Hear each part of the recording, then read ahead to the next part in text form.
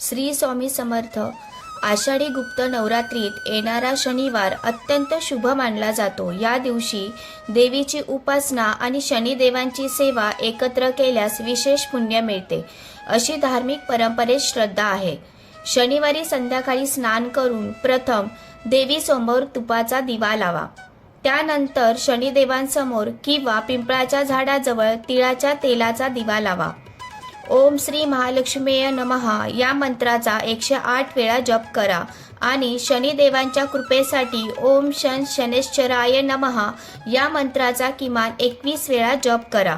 भक्ती परंपरेत यामुळे सकारात्मकता, कर्मशुद्धी आणि कृपेची भावना वाढते, अशी श्रद्धा आहे.